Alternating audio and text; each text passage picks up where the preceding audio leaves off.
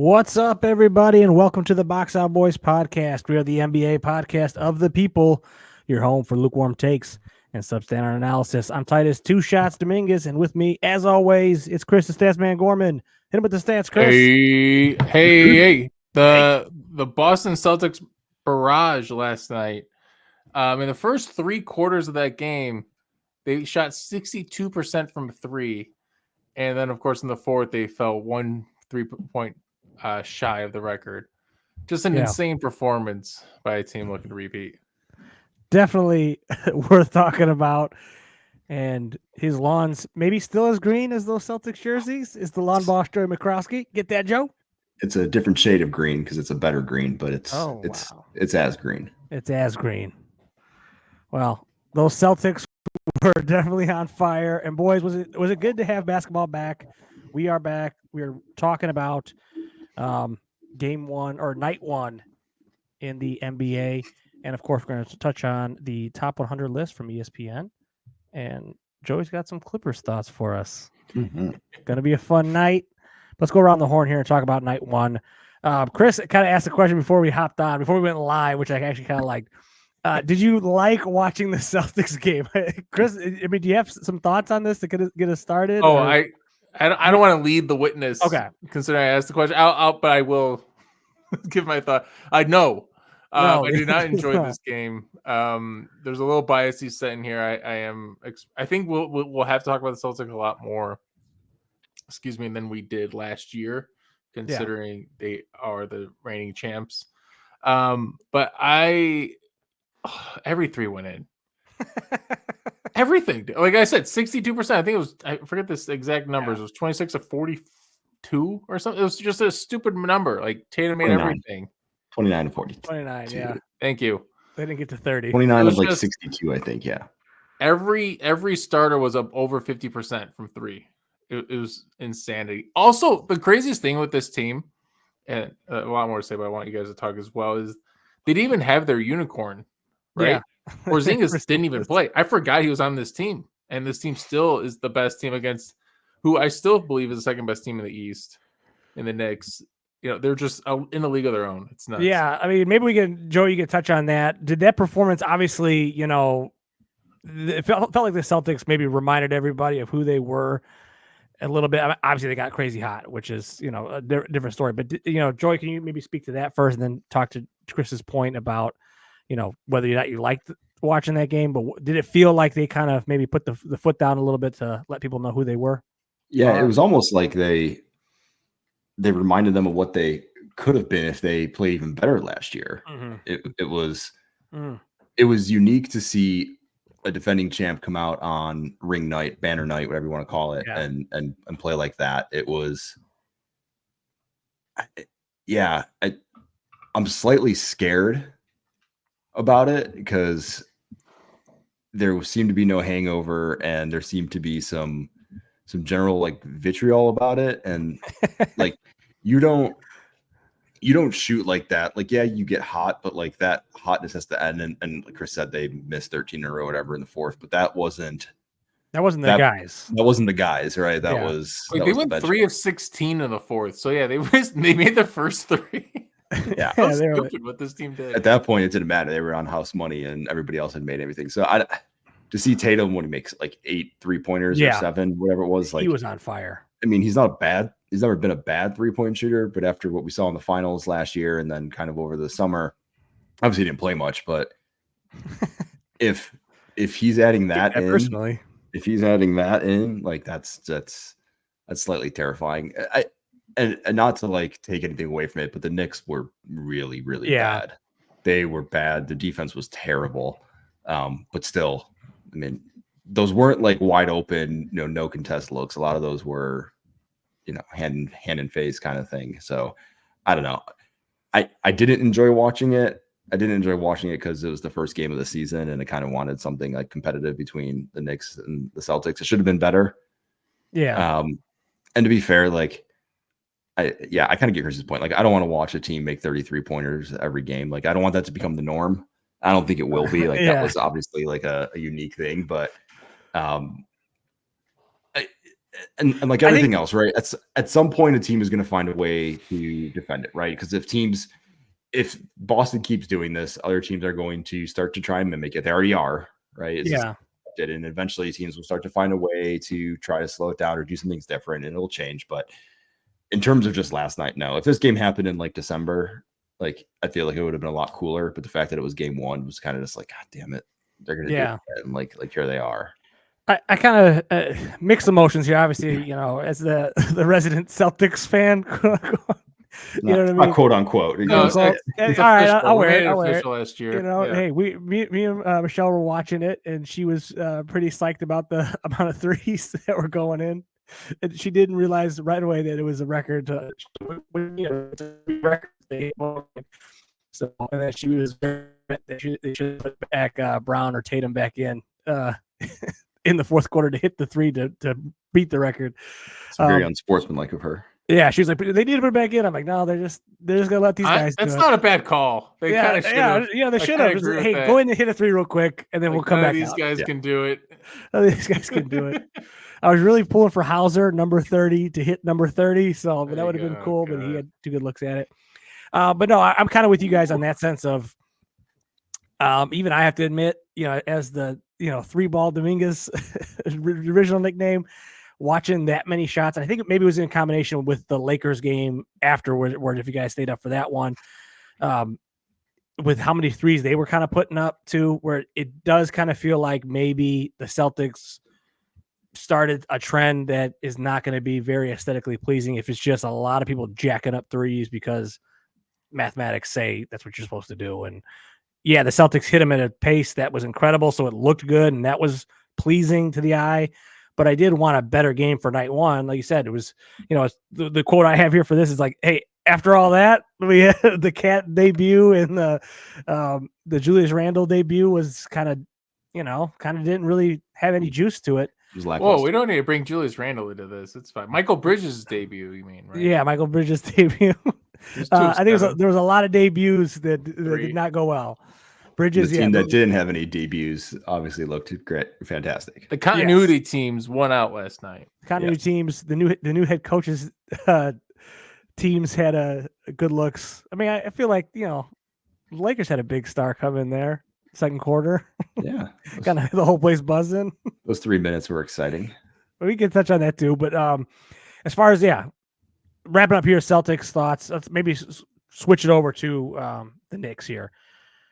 Cat with 12 points didn't look particularly great. Obviously, the Knicks didn't look particularly great. I think maybe that's a theme that I noticed throughout the night with both of the teams. I didn't feel like they had meshed at all yet, and I think that's a little concerning for both teams, given who the both teams were at the end of last season.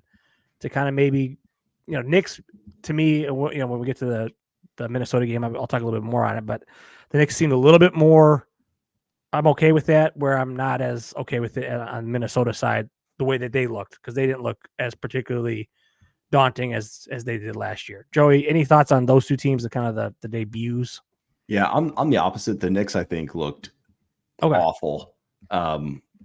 Bridges looked terrible. That first half from Bridges was disgusting. I don't care that he made 7 of 8 shots in the second half. The game was out of hand, and anybody could have got in there and made shots because it was no pressure at that point.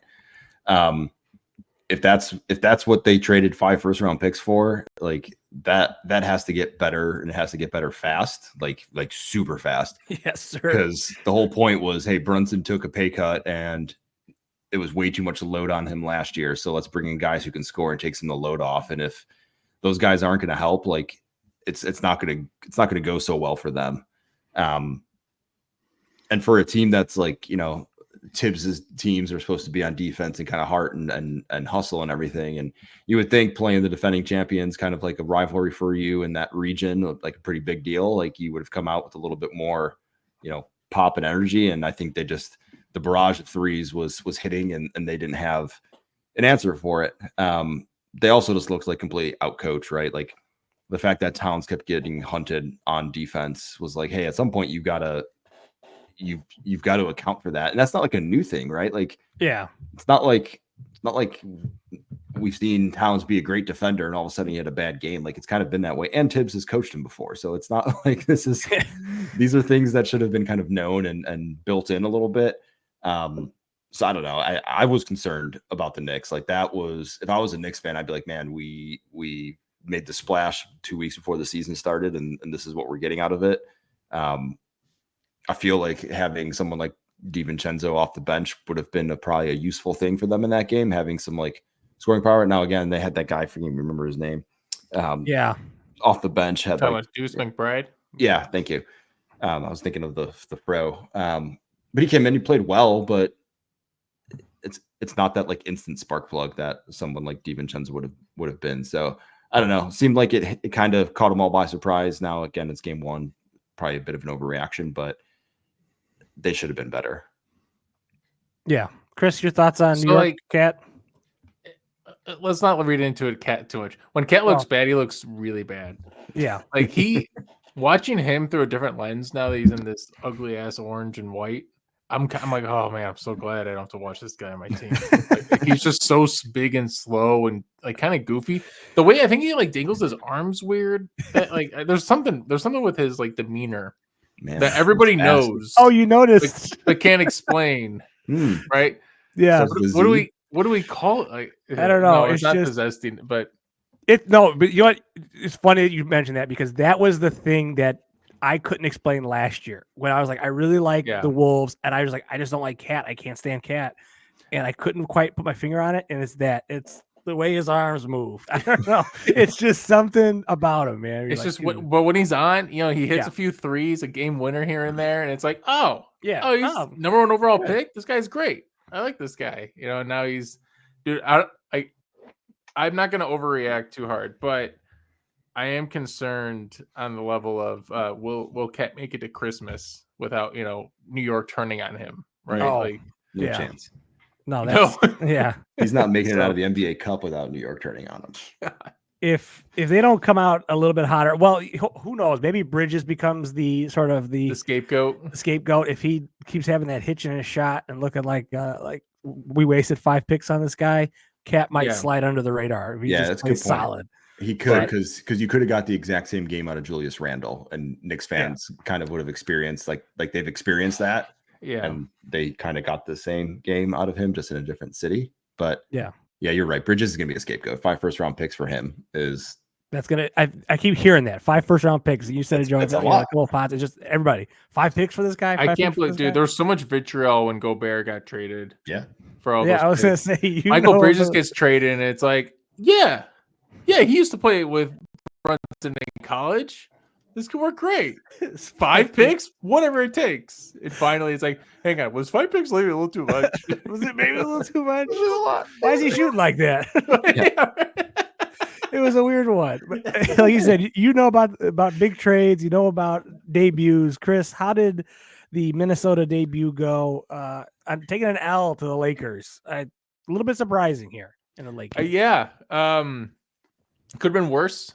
Okay, yeah. It was looking a lot worse during the middle of that second quarter. Yeah. When it was like 16 or 18 deficit at one point. When then Bronny came into the game for those couple of minutes to have that heartwarming manufacturing moment.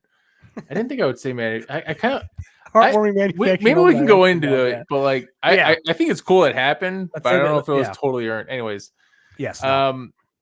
Julius Randle's gonna have to grow on me a little bit more. Yes. He gives big, bulky guys in the NBA a bad rep because he doesn't play hard on both ends all the time. If he doesn't feel like he's in the play, he won't run, and that's tough to watch. Mike Conley was off. He was over 5. Only got 5 points, 1 of 7 from the field. And Edwards was great though. Yeah, Edward looks on fire. Of course, he was 10 of 25, but it didn't feel like that. Like he was carrying the team on his back. So Gobert just signed that 3-year, $110 million extension. Great hometown discount or regional discount, I suppose. Regional discount. And I don't know. I'm not going to overreact to it. It's fine. Okay, so the thing with both these games is the Cat trade is looking more and more like the Cat Randall trade is looking more just like a Cat and DiVincenzo trade. Like the Timberwolves are just dumping cash get in a talent in DiVincenzo and fine, we'll take on Julius Randle because Randle, dude, I don't know. He did not look great, and let's get to Joey first here on your thoughts on sort of the Minnesota side of the LA thing. So I think feel like we should save LA and kind of do one whole thing on LA. Yeah, but Joey looked great, but yeah, we'll get to that. What were your thoughts on that? I was listening to the Timberwolves game last night as I was going to sleep. After like halftime, I put it on the radio. I was listening to the Timberwolves broadcast, and like, I don't know, maybe 3 minutes into the third quarter, they felt the need to come out and drop some stats from last year, which was already concerning, right? Game one, and you're already bringing up last year. And the stat that they brought up was the offensive rating the Timberwolves had so far in the game last night was identical to the offensive rating that they had in game one last year against the Raptors when they lost in a kind of lackluster performance. And I was like, wow, if the hometown guys are already like defending a slow start for a team that was supposed to be, you know, really hot and kind of like a thing. I was like, it's an interesting way to do it. But then I kind of thought about it more this morning. I was like, well, again, it's night one. There's a lot of pomp and circumstance for them. They don't really have the like veteran anymore. I feel like, you know, as much as we rag on Cat, he was probably that guy who had seen like enough, and he was kind of like a cocky guy, but he had a little bit of a common sense, you know, air about him. Like, hey, let's, you know, keep our heads together. Like Ant is kind of the super overconfident guy, and you need the kind of thing to like bring him down a little bit. It's like if the three of us were playing basketball against, you know, kids in like 7th grade. Chris is the guy, you know, talking mad smack, and then Titus is the guy kind of bringing it back down a little bit. Like they were missing that, like bring it down and kind of get prepared to get their shit together, get their shit together kind of moment. So for some reason though, and the fact that they kind of got it close, like that game doesn't like infuriate me as much. And to be fair too, like last year we saw a lot of highs and lows of Minnesota. Like they were good, but like when they would have an off night, they would have an off night, like in the Western Conference Finals and even against the Nuggets, right? When they didn't have it, they didn't have it. There wasn't a whole lot of like, we can keep it close and then try to make a run. It was kind of like, hey, we don't have it, and that's the end of it. So I feel like they're kind of the same, but if you were expecting to get a bump from Julius Randle and DiVincenzo, like he didn't get it. And last night against a team like the Lakers, probably be a game you should have got it. And the fact that Anthony Davis got what he got, was it like 35, I think? Yeah, that didn't look good. That's concerning, because that is where Cat would have probably helped you with some size, because Gobert can't do it all. Like he can't defend everything on the floor. Something like AD, like Cat would have been a good. That was the other thing when the front court was Randall and Nas as the 4-5. It looked like the same person with a different haircut, right? It just it didn't look great. They both look kind of scrawny, even though they're both 6'8" and like 250. Like it's insane. But it's weird out there. It's weird when you're up against those monster dudes. All of a sudden, somebody just looks a lot smaller. Like Rui looked huge, dude. Yeah, Rui looked huge. Like that's actually, I was a little surprised at how small I thought Randall looked. Because I was like, oh, he's not. I mean, he's a big, but like he's not a big. He's not a big man. Apparently. Yeah, and I was like, okay, and I don't want to. You know, it's one game, but you know we can put that caveat. I don't like it at all for Minnesota, and I'm genuinely concerned because again, it's early, so this can all change next week, and everything can be fine. But I did not like the vibes from Randall at all. I don't think he looked like he wants to be there. I don't think the team wants him there. Like I think it's weird to say, as somebody who was kind of a Cat hater last year, I felt like they were missing Cat, and it was weird. There was that moment in the second quarter, I think, where Edwards is screaming at him, let's wake up. And it just felt like he was the only one fired up, and everybody else was kind of like, okay, and then I don't know. It felt weird. Even in moments, Michelle was noticing it too. She goes, is he just the only good guy they have on their team? And I'm like, no, they have other guys. It's Nasri. I'm naming these people. She goes, yeah, but he's the only really good one, right? I said, yeah, he kind of is. They have so much. They're the most depth in the league. I know, which is weird. But if you like, I got what she meant. I'm like, the only guy that really was like, seemed like he cared or seemed like he was locked in was Edwards.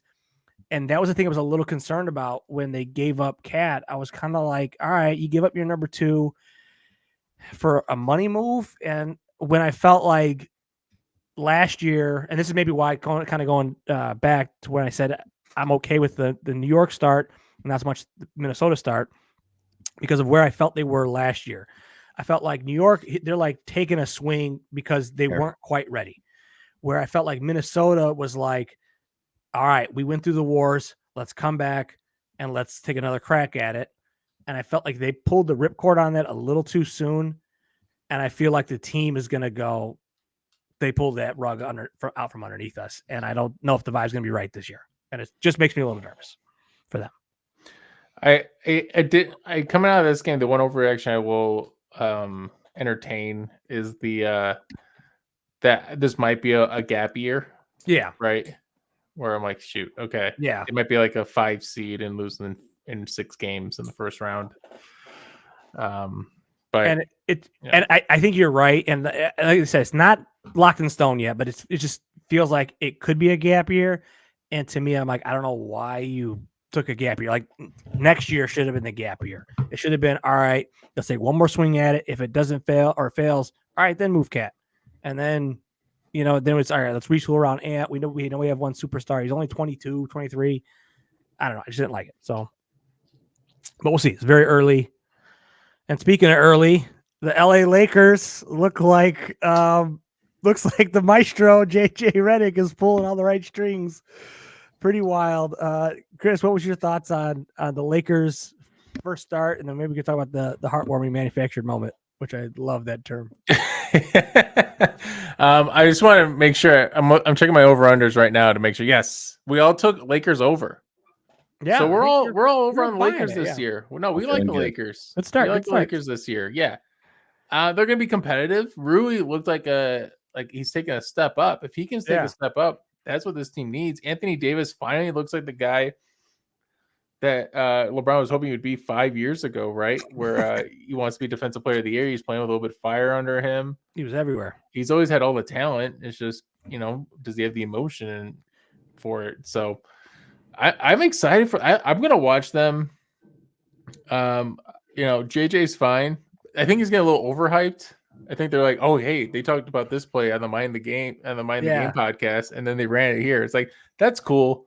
But like a lot of guys run plays. That's cool. Basketball. Yeah. Like, it's not just them. You know what it was? It was the O boards, Chris's favorite term. That was going around all broadcast was like he was really focusing on crashing the offensive rebounds. And then of course they were just getting every offensive rebound. They were talking about Austin Reeves. There was I think it was I forget who I was listening to, but they were talking about, I think it was No Dunks. They're talking about how Austin Reeves pretended like he wasn't gonna go for the O board. And then he did. It was like, whoa, what a move by Austin Reeves. It's like, that's JJ. Yeah. His fingerprints are all over that. Fingerprints are all over this. So I'm just glad the Lakers will be competitive because the league's more fun when LeBron is competitive. So yeah, that's what we need.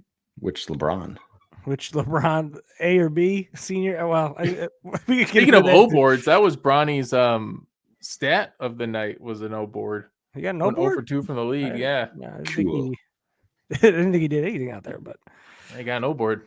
Oh, nice. Good for him. Well, he's listening to JJ, so that's good. That's how you stay in the rotation. Joey, what were your thoughts on the Lakers game as you drifted off into sleep? Did you dream about LeBron? Yeah, I dreamed about all the reasons why I hate LeBron.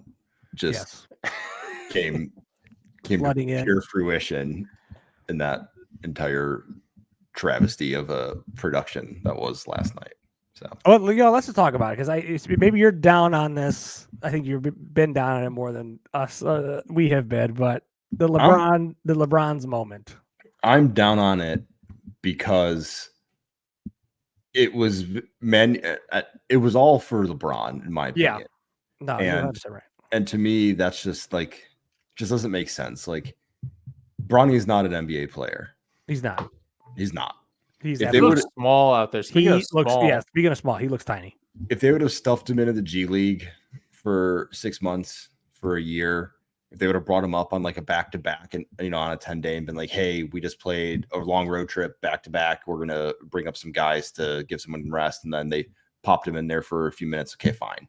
I understand why they did it game one to get the story out of the way and get it done and over with. But but he's there, and you did it, and you could have put him in the G League, and you could have waited till LeBron decides to retire, and hey, the last season he's out there. Like there were a lot of other ways to do this that you could have killed the story either way, but you left him on the roster, and I don't know. It took away from it. Like it doesn't need to be a soap opera for me. Yeah. Like, and I don't want to hear about this. And then so great, they played together, but the next big story is going to be when Bronny inevitably assists LeBron on a basket, right? And then it's going to be that's going to be dominating. It's like, but at least I feel like the story would be less, at least, than it was. Yeah. The question of when will they play together is out of the way, right? Yeah, but everybody knew. I mean, Ken Griffey Jr. and Sr. were coming in for it. Everybody knew. They're like, it was, I don't know. It was just stupid. I feel like, could you imagine being Bronny? I feel like it's tough for him. He's the guy I feel the worst about. You got to go in the locker room and sit down, and everybody's got to be like, "Yeah, we know why you're here. Like, we know the only reason you're here making $4 million." See, Edwards, when he came out, he told him, he was talking shit. I'm your daddy out here. Like, don't make me, no, it's not. But that would have been awesome. Like a funny thing to think. Sounds like some shit. Yeah, I'm your daddy out here, little boy. Like, I'm glad that it's over with, but at the same time, I'm like, it's just another thing of like, nobody needed this. Yeah, LeBron needed this. LeBron needed it, and it's like you didn't need it because you have everything else. You don't need this. Yeah. Well, I think he needed it for himself. I feel like and Chris, if you want, I maybe jump into here, but I have a lot of thoughts on this. Obviously, as a LeBron guy, I get why they did it game one. Mm-hmm. One of the things I heard, I believe I heard it on the Ringer NBA podcast, that because I was kind of thinking the same way. I'm like, why are you doing it game one? Like wait, let him go to the G League. I was thinking of Bronny too. Like that should be how he does it. But somebody brought up is that like LeBron's in year 22, at his legitimate, his career could be over at any second. Like he could, go out there, pull a, something. And he was like, I mean, he's been an Iron Man, but the guy's 40 years old. Well, also Bronny had cardiac arrest. Yeah. Like a year ago, right? Or has it been a year yet? Yeah, maybe a year and a half. It's like year and change, yeah. Like what you said there, Joey, was like, let him play in the G League this year. Then next year, if he's, LeBron says he's retiring, then let's do it. But that's the thing. Maybe he doesn't get to have that point. And so like where did that kind of get where it's like, hey, look, he's here. Let's just get this done so we can get, the conversation over as far as that. Like when are they going to play? When are they going to play? So that can be over with it. And he can start to develop as an actual player versus, this LeBron's son, which he's never going to be, and all that stuff. And I think maybe that's the one thing that feels manufactured to me, and the thing that I feel maybe is the most disappointing thing about it. Because last night, I had never seen Bronny play, but last night it was very clearly obvious that he is not an NBA player, and he's never going to be an NBA player. And this moment would have been really cool if Bronny was a legit NBA guy, and even if he was just a 3 or D guy and was just like, hey, look, he's going to be in the league for 7-8 years and, taking up playing for people, would have been cool. But the fact that this is really probably going to be it, he's probably going to have a decent run with the G League while LeBron's there. But the moment LeBron is gone and the moment those strings are there, JJ's gone, it's going to be over, and he's not going to find another team. He's not going to go anywhere else. I would fight against that negativity of it, because like I look at like Scottie Pippen Jr. Yeah, he was bouncing around. He was in the Lakers, right? Now you just signed a full year deal to be a backup point guard for the Grizzlies or backup guard. So like I wouldn't go that far with Bronny, but like, yeah, it's not like the Griffey moment where like when Griffey Jr. came up, it was like, this guy's the next Babe Ruth. He's actually gonna be the best. Yeah, right. He was the first overall pick. I think he was the last overall pick to be in the only first overall pick to ever make the Hall of Fame, which is like an insane stat. That's wild. But yeah, I still have hope for Bronny. Yeah, and maybe I am being a little negative, but I don't see it right now. And maybe in 3 years down the road he's developed enough, and great, that'd be awesome for him. But yeah, I feel like it's going to be even worse when they send him to the G League in the middle of the season. Well, I mean, I feel like it was going to be. I thought it would be like tomorrow. Yeah, right? I think it's going to be like what they're going to do is quietly, like, so let this die down. It can't be quiet. It's going to be loud as hell. It'll be a story, but like what's going to what I think the plan would be is let him play. He's going to stay on the roster another week or two, and then when they're kind of when it's kind of done, he might get a few more burn, a couple more minutes here and there. Maybe gets a shot or something like that. And then when it's kind of done in a week, he's going to go down, like, quote unquote, quietly down to the G League, and that'll be it. And then the story will be over. So, yeah. Because if he goes to the G League right away, the whole thing is going to be, when's he coming up? When's he coming up? No, the whole thing's going to be, this was a sham the entire time. Does he need to get a point first? I think he needs to get a point in the He's gonna NBA, basket. and then he'll go to the G League. Yeah. So they need like a blowout so he can come in, get a point. Like it was almost a 20-point deficit when he came in, and then it got a little close. So Yeah, I know. I was thinking that too. Yeah. Oh, they're coming back. Get him out of there. Get him out. The broadcast even said it. They were like, I think his night's going to be over. His 3 minutes of fame. Like they called it out. They're like, yeah. Well, I mean, you kind of saw like it was going to come in right before they had built up enough of a lead. Yeah. Where they could bring him in. And I was thinking the same thing too. Like you can't bring him in and all of a sudden this league, when it was like 10 points or whatever it was, I was like, it can't go from 10 to like 5 when he's in there. Like that's huge. You can't have that. But it was like 15, 17. So it can go from there to 10 and nobody's really going to notice. No one's going to blame it on him. Yeah. Nobody's going to blame it on him. And then it's fine. And then they'll be okay. So, but yeah, I felt weird because the crowd, every time he touches the ball, it's like, oh. And everybody's standing up. Yeah, I'm like, yeah, you guys gotta let him play, man.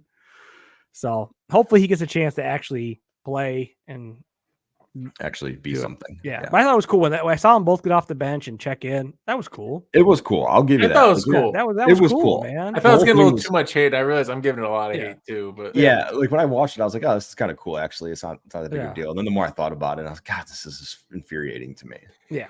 But the moment of it happening was cool. I'm the same way. Cool. The moment it happened, I was like, this is cool. Pretty neat. I appreciate what they're doing here. This is awesome. Just seeing a side by side like that was awesome. And then like the pass to him and stuff was cool. But other than that, yeah, the rest of it, I'm just like, okay, I'm kind of ready for this to be not a story.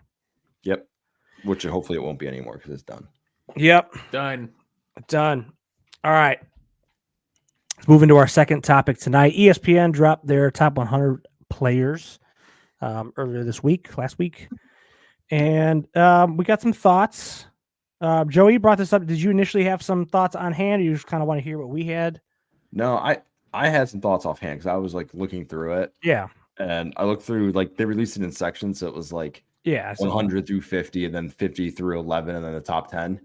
And the first like 50, I was kind of like, yeah, there's a few maybe guys like here and there I would like nitpick, but I was like, yeah, it's not that big a deal. And then when the second chunk came out, I was like, man, there's some dudes in here that just have no business. And then the top 10, and I was kind of like, yeah, I'm not loving the top 10. A few picks in there. Okay, because I had some issues with the top 10. I had some issues with 11 through 50.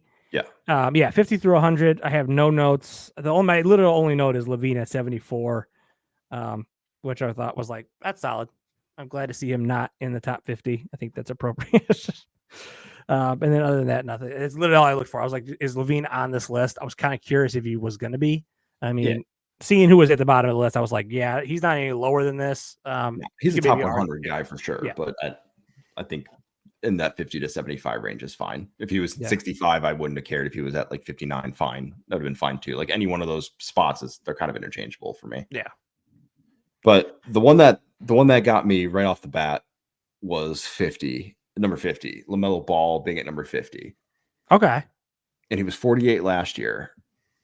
He dropped a little. That one I didn't. Up to 50, and he barely played at all last year. Yeah. I think there was a couple like that. Like that team is not good, and LaMelo Ball doesn't make them significantly better. They're just not good. I don't know. That's the one that got me thinking about this, like in general. Okay. And then as I kept going, the next one that stuck out was Jimmy Butler at 28. I'm not vibing with that.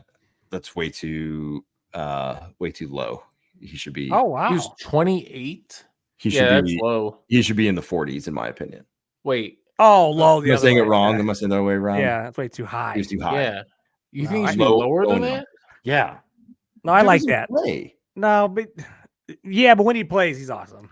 Yeah, he was good. He was fine. 28. 28, I'm fine with. I like him. It's okay. He's not in the top 25. I agree with that. But in the legacy, you gotta give him 30s. That's okay with. Like who would you rather have this year, Jimmy Butler or Paul George? Ooh.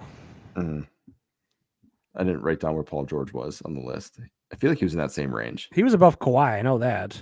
Well, Kawhi was at 22. I wrote that one down. Yeah. I was like, how the fuck is Paul George was like right above him, so he must have been 21. Kawhi improved 2 spots. We played 70 games last year. Cool, yeah. But he's not playing this list indefinitely. Yeah, but like, I wonder when this was published and when that news came out. This list was out technically before that. So yeah, but the vibes were already out there. You already knew this was happening. But the vibes. And then my next one before we get like closer to the top 10 was Ja at 20. I don't know. He was at 35 last year. How he moved up 15 spots with barely playing is Ja at 20. Ja, I have no idea where to put Ja. He's an interesting one. I think you got to put him in that range, 20 to 30, because of the availability issues. Last year is probably like fine. Like that seems too low. It's tough when you because I don't have each individual player. I did write down some ones where I had like a specific issue with it, but I felt like okay, here we go. You have who were we talking about? Ja. Okay. Ja. I had one issue I had was Chet at 32. Yeah. I wrote down it's absurd. I thought I wrote that one down too. Way too high. I'm like, I get it. Like the little nugget they put that he was the only guy besides Wemby to have whatever stats for a season. Awesome. But he was above. Who did I have? He's above Gobert, who I also had an issue with at 34, which I felt was a little high. But like he 4-time defensive player of the year, and you have this rookie 2 spots above him. That just seems crazy to me. But whatever. It's Chet. I'm quiet because I agree with both of those. I think Chet. I have Chet in like 20. Like Chet, wow. I love Chet, but I'm also like Minnehaha Academy. Like I'm a little homerish with Chet, but like I think he's gonna have a crazy good season. Maybe that's my thinking of like, I'm not saying Chet couldn't be that guy. I'm just saying he's not that guy right now. That's what I'm with. How should we? That's the difficulty with this list. Is how should we be viewing this? So here's another good one I had. The other guy I did have a problem with was Wemby at 11. Yes. Again, I thought it was way too high. I love Wemby, but I felt he should be 15. He should be behind. No, Booker, I have Brown, Wemby AD, and Brunson. No. Wait, who should be above Wemby right now? No, these were the guys that were right behind him, and this is right now. I'm not saying who should be above Wembanyama right now? Booker, Brown. You'd rather have Jalen Brunson than Wembanyama this year? I'm saying if you're going off last season, Brunson went. No, but I'm saying like if you're ranking the guys, I get what you're saying. I get what you're saying. Do you want Jalen Brunson over Wembanyama? Long term, no. Of course not. Yeah, but for this season, no. Okay, maybe you know what? You just talked me into that. I think I was going off resume. I get it. Yeah, I know. The numbers look good for Brunson, but I'm just saying, like in pure wingspan, would you rather have? I agree. I can't. I can't argue with it there. I mean, but that argument. Okay, I'd have him what 5th? At least. Like, how many other guys in the league would you rather have than? Basically, you're saying Wemby should be number 1 then. Yeah, in the long term, he's the best player that's out there in the field for the long term. No, like Jokic, I'd rather have Jokic this year. Luka, Giannis, Shea, Tatum, Curry, Edwards, LeBron. Well, it all depends on the team, right? Jalen Brown, I'd rather have than Wemby this year. Yeah, I guess if you're like, hey, all right, you're subbing him out for Shea, like I would do that in a heartbeat. Sure, but if I'm subbing him out for Kobe White, yeah, exactly, it's not a big deal. Yeah. I wrote down Wemby too, and I specifically wrote over Jaylen Brown. I thought Brown being 14 and Wemby being 11 was disrespectful. Yeah, he was a Finals MVP. Right. I'm like, this dude's the Finals MVP. Wemby is a freak of nature, which is going to be good. But like Wemby to me is like, he's top 20. He's number 20. He's like right there. He's like, he can move up 15 spots in one season if this season goes exactly as it did last year. But on 1 year body of work, it's hard because I think there's 20 guys that have put a better body of work together. Yeah. What about the top 10? This is good. This is what I was kind of hoping because I saw a few that just like made my blood boil. I'm glad that you had a similar experience. All right. Who wants to go? I love Embiid at 8th. I thought that was a great spot for him because I think he's a consensus top 5 guy. And I liked that they were like, nope, you're not. You're 8th. And I like that a lot. My other maybe hot. Okay, I'll just do all my hot ones. I got 3. LeBron is not 7th. He's he's not in the top 10 anymore. This is, I mean, if you want to go legacy, fine. And I can go off of the last night's game. He doesn't have the same burst. He doesn't have the same pop. He's a great player, no doubt about it. Obviously, going down as 1 or 2 in the greatest of all time. He is not currently the 7th best player in the league. I don't believe that at all. I think he's maybe top 15, top 20. That'd be a nice spot for him. Put him at 11. Take out Wemby. Yeah, take out Wemby, put him at 11. I'd be fine with that.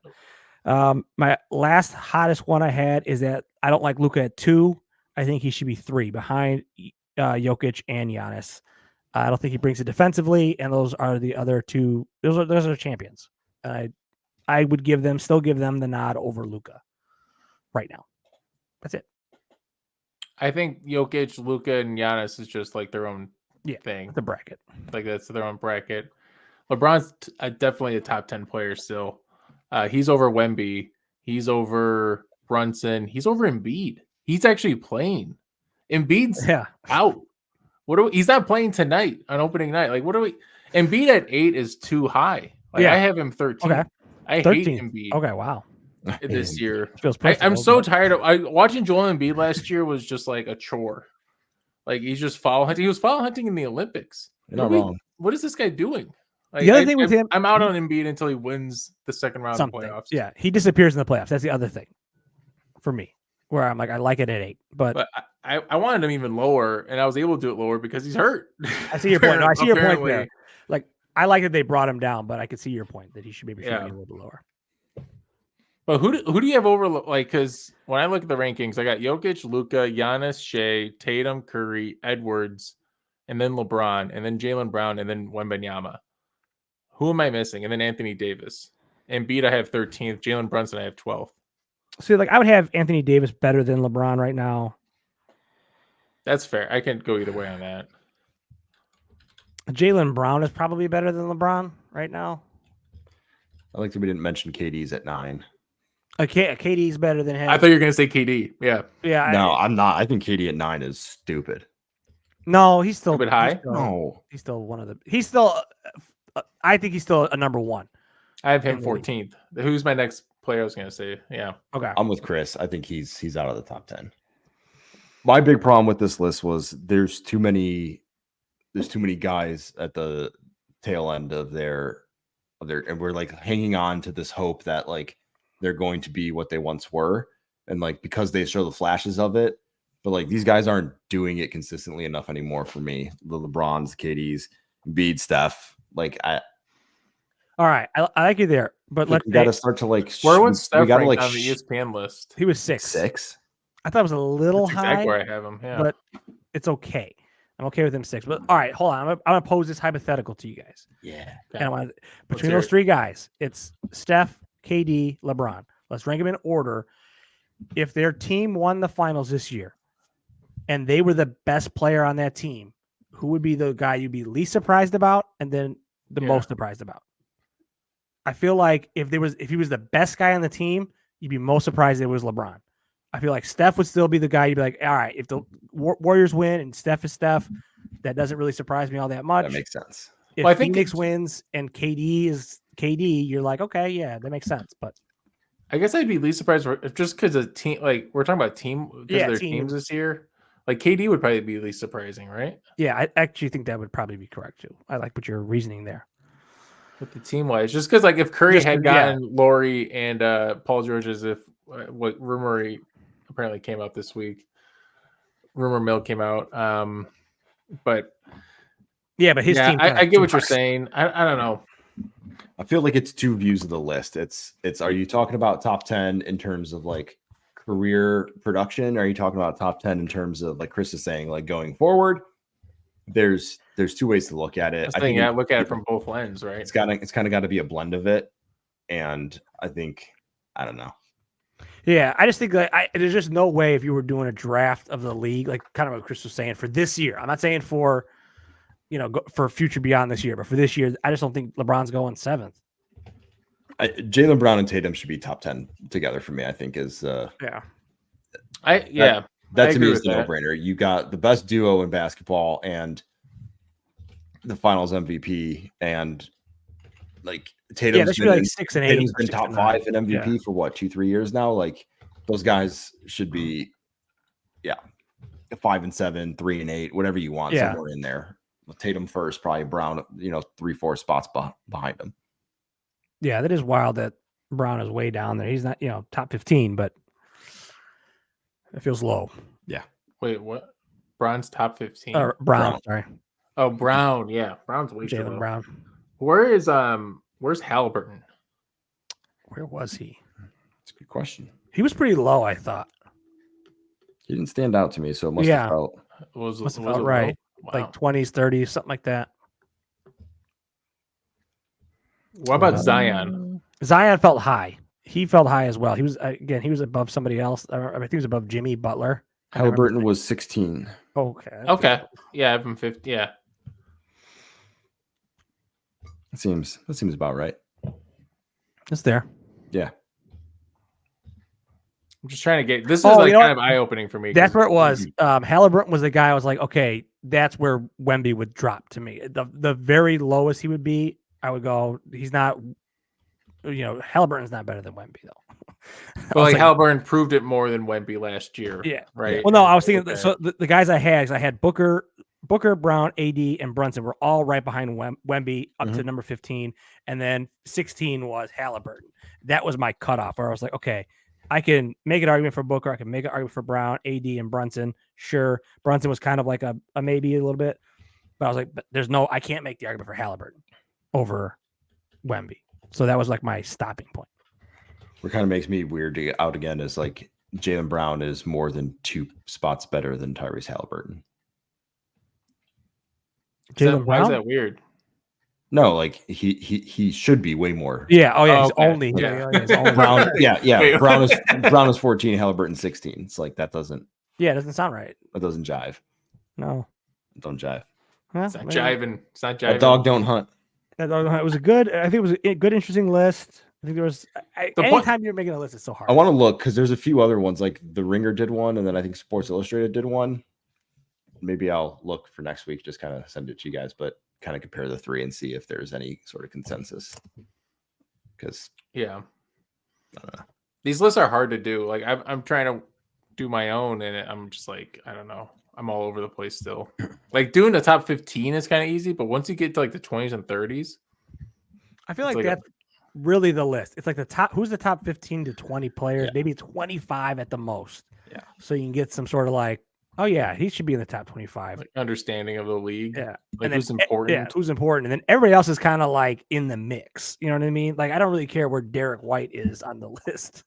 I think he was in the 30s or something like that. But I'm like, I have him 28. Yeah, he's Yeah. high. He's high on the list. He's high. But like, okay, if he's 28 or if he's, 42 doesn't matter. 42, it doesn't matter. Yeah. Like he's a top 100 player for sure.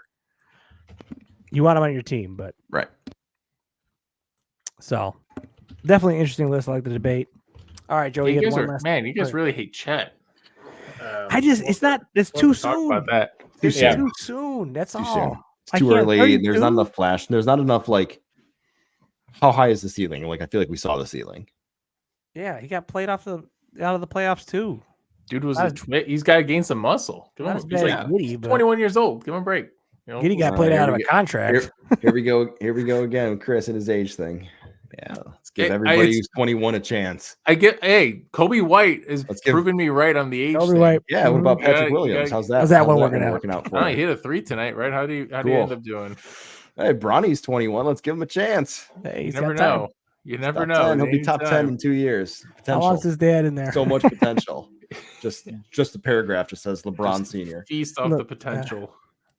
LeBron almost made an assist to him. All right. Him for a wide open 3 and he missed it. Almost half assist. Yeah, right. Joey's got a coach's challenge for us. All right.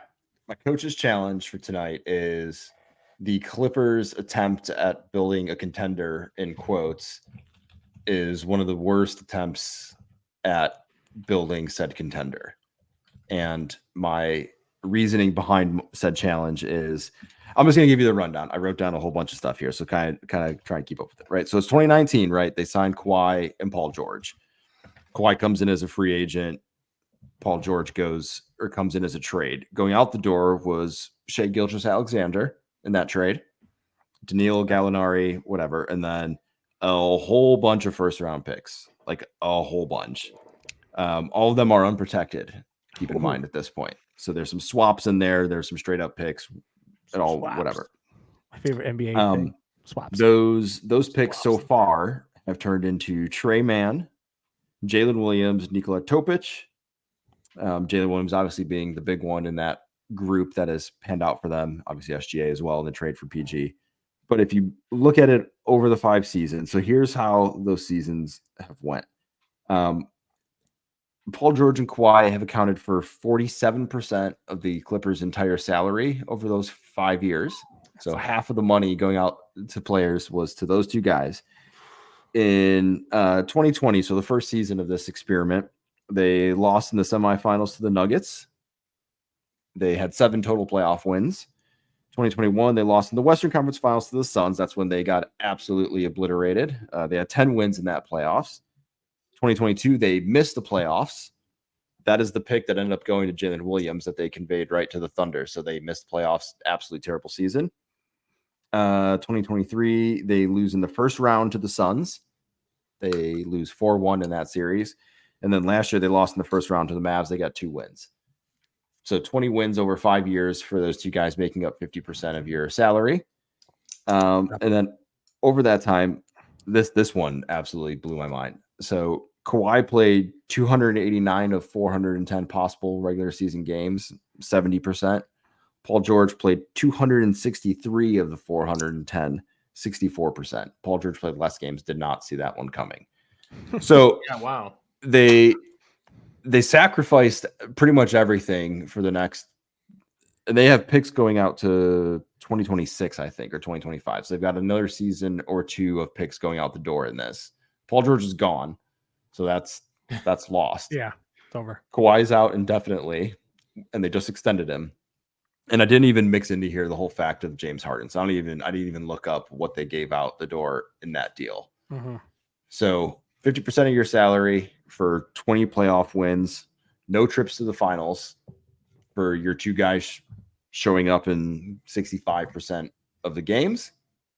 And it's not the best you got was a trip to the Western Conference Finals against the Suns. And now somebody was hurt in that series, right? Was that Kawhi that was out? Because wasn't he like a beast in game 2 or the first 2 games of that series? It looked like it was going to be. No, that was that was 2023. That was 2023. Okay, that was 2023 when Kawhi looked really good for like a game and a half, and then he went down, and then they got blitzed. Okay, because I was trying to remember who was out for that. He was probably hurt in that series too. Yeah, but I remember one series. That kind of comes to the whole point of this is like you sacrificed everything for 2 guys who barely played. When they did play, their ceiling was maybe Western Finals, and I remember that finals. I remember that season. I think that was the season that we picked like individual players in the pod. Yeah, for the finals, and a lot of us were debating Clippers players and if they were going to get hurt or not. But I don't know. Like a lot of teams have gone in to build contenders, and a lot of teams have been successful at it. Yeah, the Clippers went and spent all the money on 2 guys, and then they brought in Harden as like the 3rd piece that was last year supposed to make it happen, and it's not going to happen, right? The Clippers are going to be, I mean, they're bottom half of the league for sure this year if Kawhi doesn't play, which at this point I'm guessing Kawhi doesn't play until after Christmas. It's certainly not looking good for him to play. I didn't think it was that bad. Wow. Joey or Chris, any rebuttals here? So I tried thinking of like other teams that did rebuilds. I thought about the Bulls. I thought about teams that failed that are still kind of working on it, like the Pistons, the Nets rebuild. Like, I think the main question with this does this beat the Nets rebuild with KG and Paul Pierce? That's the one that came to my mind was that rebuild. And I think it kind of does, because at least the KG Paul Pierce, they had some excitement for a year, but I mean, they're still in it. Actually, it's still bad. And how many years ago was that? Like it's been 5 years. 2019 was 2019, 2020 was the first season of this. Sorry, for the Clippers or the Nets? Oh, for the Clippers. For the Nets. The Nets one, I thought that had to be like 8 years ago at least at this point. Because I guess they had the Durant Yeah. Kyrie and Harden flee for like a couple years there as well. But it's been 5 years though for the Clippers, and it's looking worse than ever. That stadium looks great though. I don't know if you guys saw those clips with the stadium looks really cool. I think the thing that stuck for me the hardest in this was they let all that out the door for Paul George. He delivered them nothing, and then they let him walk in free agency for nothing. Right? They got nothing in return for him. I don't understand how they couldn't trade him. They let 5 years of picks go out the door. Yeah. And SGA, who's going to be an MVP in the next 3 years.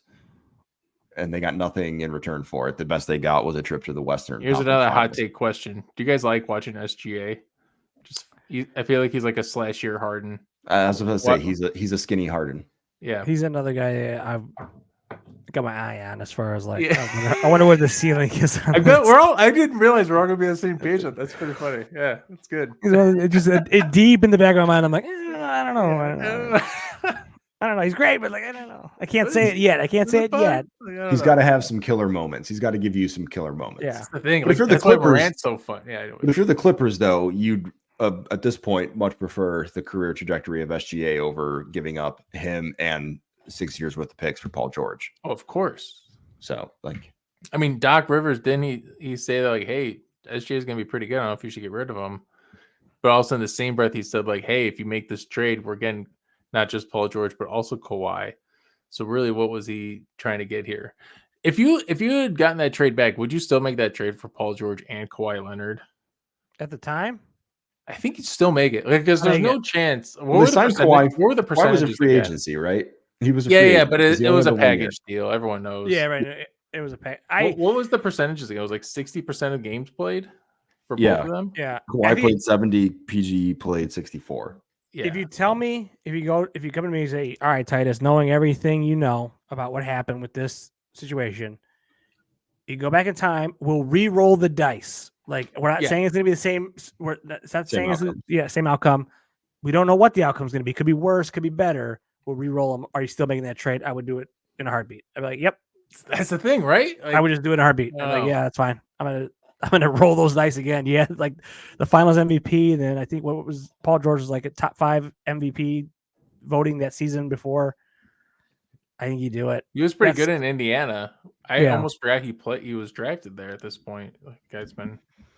I mean, that's the kind of move I'm always talking about. I mean, it sucks because it didn't work out, and it's going to go down in history as one of the worst, moves. There's no doubt about it. But I'm like, that's what you do.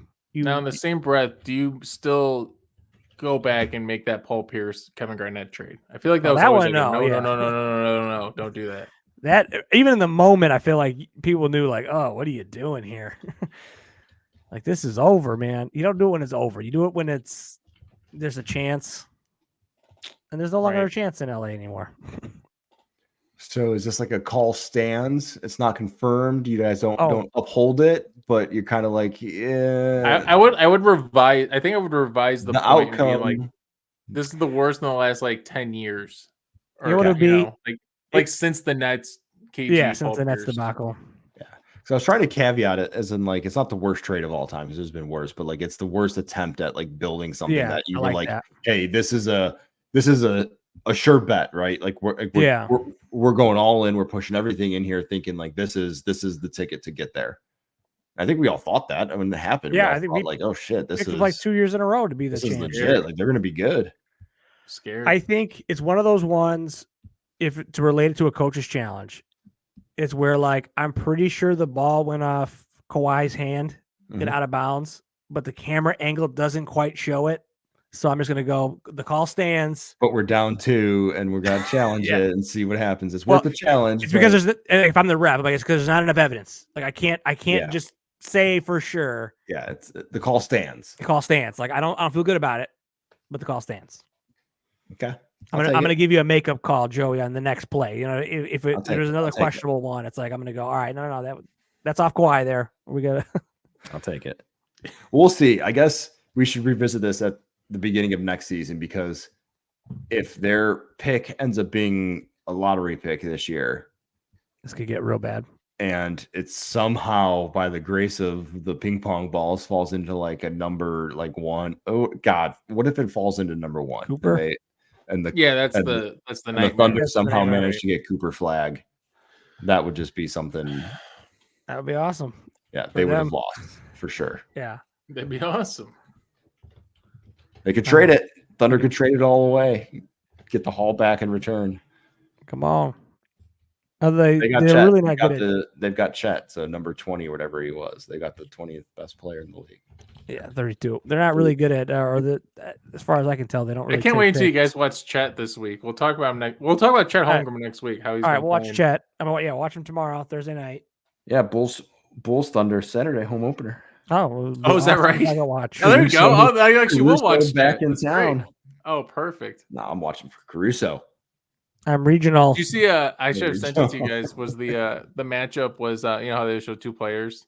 Yeah, and it was Kobe White and Alex Caruso as the guys. Well, the they got to matchup do guys. that. Man, he's got a nice mustache too, Caruso. Does he? Good for him. I'm happy. Good looking man. Yeah, I hope he gets a chip. I hope he does too. Well, yeah. Well, let's not go that far. I'm not comfortable going that far. But look, man, I'm sorry. Minnesota gave away their chance. I don't know.